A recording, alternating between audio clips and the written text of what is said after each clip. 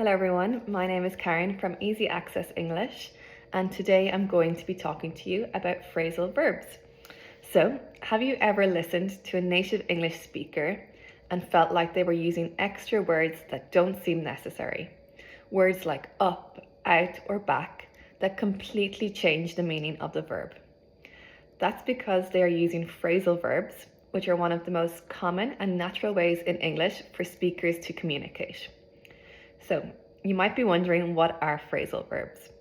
A phrasal verb is a combination of a verb plus one or more particles that are usually an adverb or a preposition.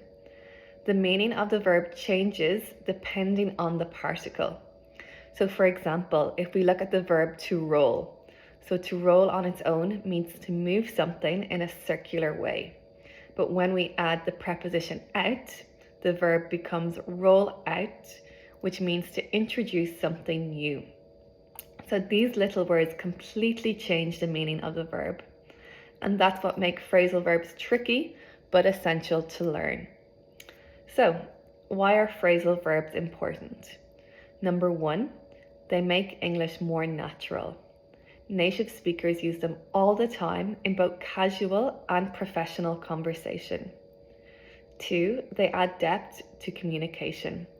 So instead of saying to introduce, a company might use roll out, as in a company will roll out a new product. This sounds more engaging. Number three, they help you to understand conversations. So if you don't know phrasal verbs, conversations and business meetings could be very confusing. So now we're going to explore some phrasal verbs and see how they work in real life situations. So the first phrasal verb we're going to look at is to roll out, which is to introduce something new. So the company will roll out a new training project next month. The company will roll out a new training project next month. Number two, we have to push back, which is to resist or oppose an idea. So for example, employees pushed back against the new working hours. Our next phrasal verb is to step up, which means to take responsibility or to put in more effort. For example, we need someone to step up and lead this project. Number four, we have to shake up, which means to make big changes. So our example sentence, the company decided to shake up its management team. Number five is to tear apart. So the phrasal verb to tear apart means to cause division or destruction. An example could be, the debate over the policy is tearing the community apart.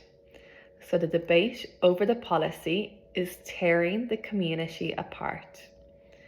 Number six, we have to weigh in, which means to contribute an opinion. Experts will weigh in on the latest economic policies. Number seven, we have to stand by, which means to support or to defend something. I stand by my decision to promote her. Again, I stand by my decision to promote her. And the final phrasal verb we're going to look at today is to double down. So to double down means to reinforce a belief or an action. So our example could be, despite criticism, the CEO doubled down on the new strategy. So again, despite criticism, the CEO doubled down on the new strategy. Okay, great. So now we're going to look at mastering phrasal verbs, some advice that could help you.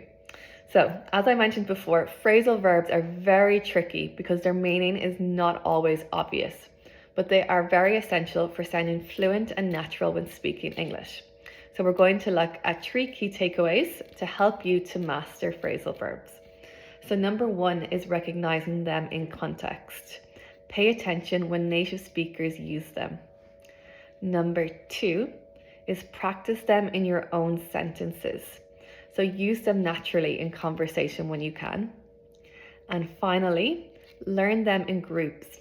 So phrasal verbs often have patterns. For example, the preposition up is usually used for increasing effort, such as step up, speed up, or build up. Great. So I hope this video helps you to master phrasal verbs in the future. Take care.